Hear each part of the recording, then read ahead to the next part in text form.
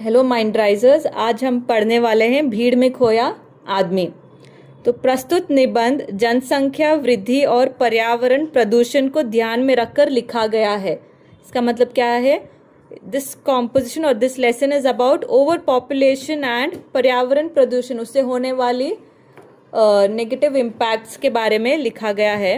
मनुष्य यदि जनसंख्या वृद्धि पर नियंत्रण नहीं लगाएंगे तो वह दिन दूर नहीं जब हम सभी स्वयं इस भीड़ में और इससे उत्पन्न समस्याओं में पूरी तरह खो जाएंगे।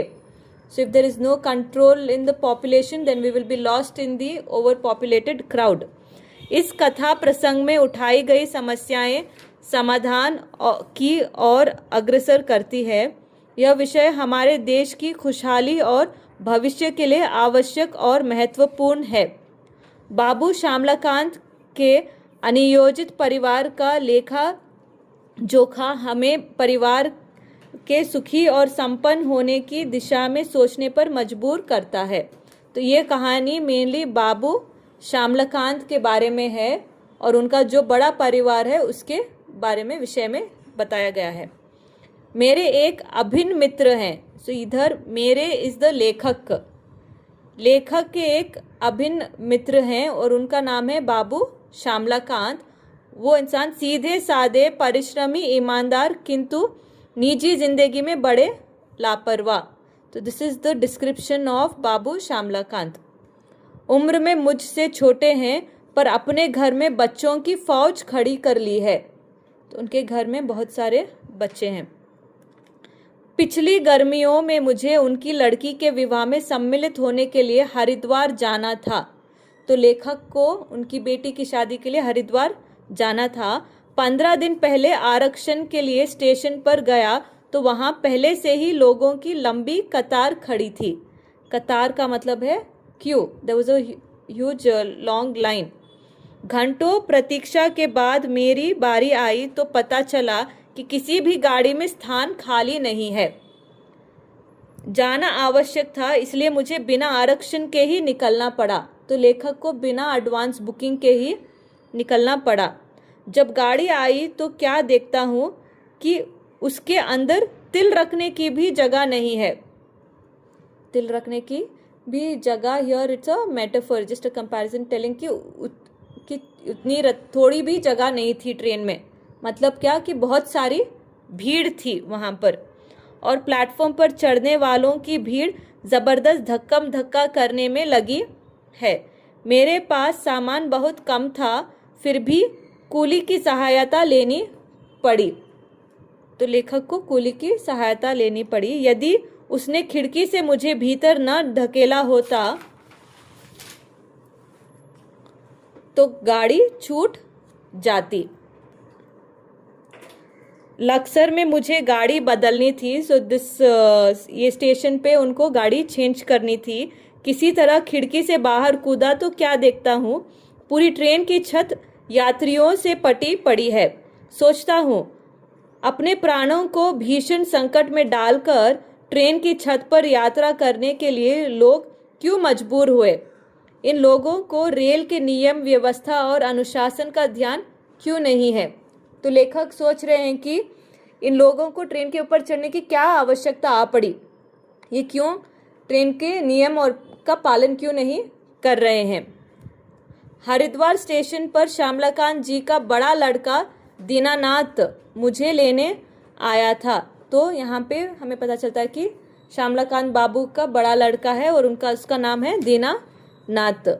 उसे अपनी पढ़ाई पूरी किए 2 वर्ष हो गए हैं, तभी से नौकरी की तलाश में भटक रहा है। मैंने पूछा, अब तो जगह जगह रोजगार कार्यालय खुल गए हैं।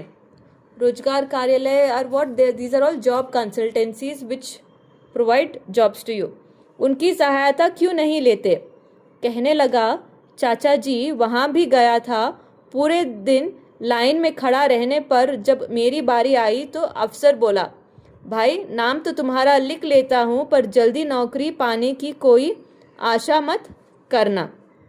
तुम्हारी योग्यता के हजारों व्यक्ति पहले से इस कार्यालय में नाम दर्ज करा चुके हैं।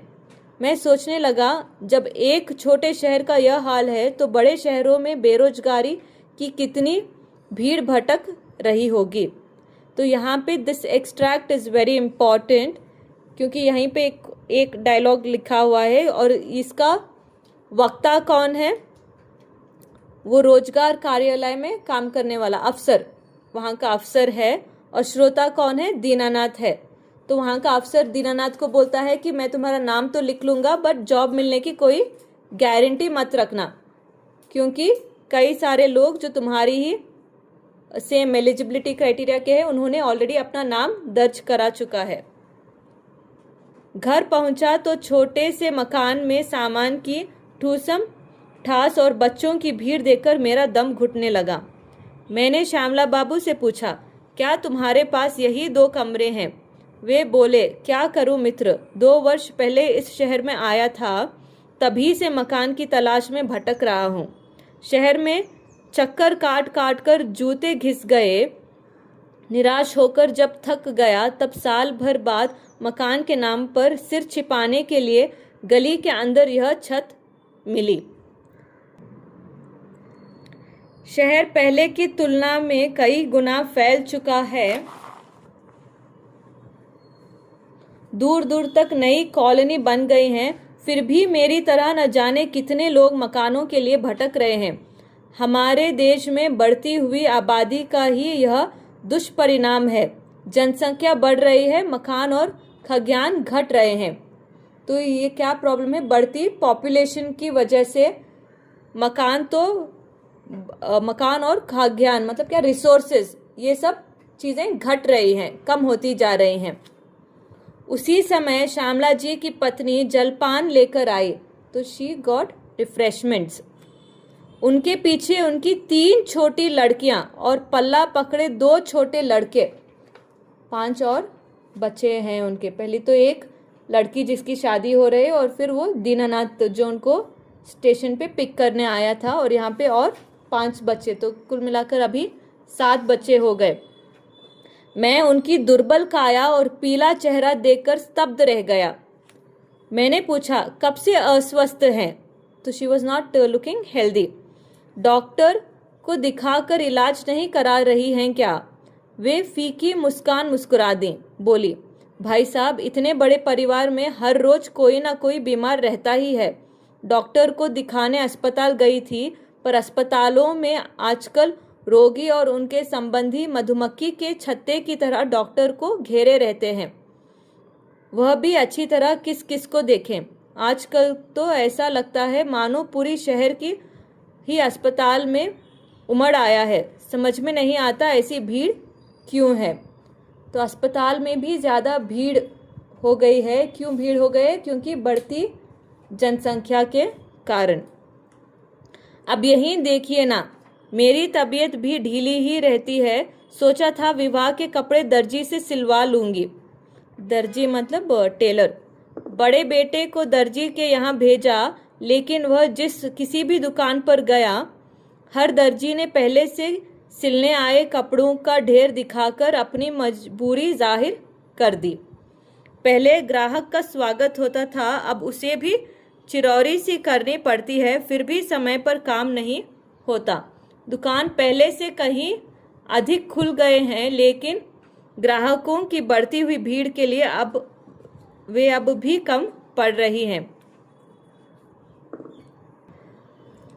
तभी बाहर से दूसरे बेटे सुमंत का हरा थका झुंझलाया स्वर सुनाई दिया। तो यहाँ पे हमें श्यामलाकांत बाबू के दूसरे बेटे का नाम पता चलता है, उसका नाम सुमंत है। तो बड़ा बेटा दीनानाथ, दूसरा बेटा सुमंत। तो अभी सब मिलाकर 8 बच्चे हो गए हैं। माँ, जल्दी से 1 कप चाय बना दो। आज पूरा दिन राशन की दुकान पर लग गया।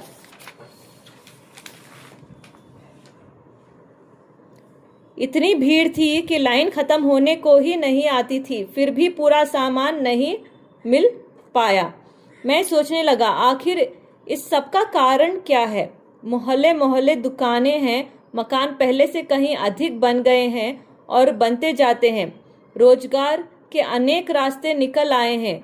रेलगाड़ियों और बसों की संख्या पहले से कहीं अधिक बढ़ गई है। चिकित्सा सुविधाओं का विस्तार हुआ है। फिर भी लोगों की आवश्यकताएं पूरी नहीं हो पा रही हैं। जहां देखिए भीड़ ही भीड़ है। यह भीड़ क्यों बढ़ती जाती है? क्या आदमी स्वयं इसके लिए उत्तरदायी नहीं है? तो ये लेखक क्वेश्चन कर रहा है कि हर जगह इतनी भीड़ क्यों हो गई है और कौन रिस्पॉन्सिबल है इसके लिए? इंसान खुद ही रिस्पॉन्सिबल है। घर में बच्चों की भीड़ है। यह भीड़ भले ही हमें अच्छी लगती हो, लेकिन जब तक बच्चों के पालन पोषण की, रहन सहन की, शिक्षा दीक्षा की पूरी सुव्यवस्था न हो, यह भीड़ दुखदाई बन जाती है। अस्पताल में भीड़ क्यों है? क्या यह भीड़ किसी को सुहाती है? क्या कोई स्वेच्छा से अस्वस्थ होता है? नहीं, स्वयं कोई बीमार नहीं होना चाहता। बीमारी कुपोषण से, गंदे और संकीर्ण मकानों से, के दूषित वातावरण से होती है। यदि सीमित परिवार हो, स्वच्छ जलवायु हो और खाने के लिए भरपूर भोजन सामग्री हो तो बीमारी से बचा जा सकता है। रेल बस में भीड़ का कारण भी बढ़ती हुई जनसंख्या है। देश के अनुशासन पर दुष्प्रभाव पड़ता है।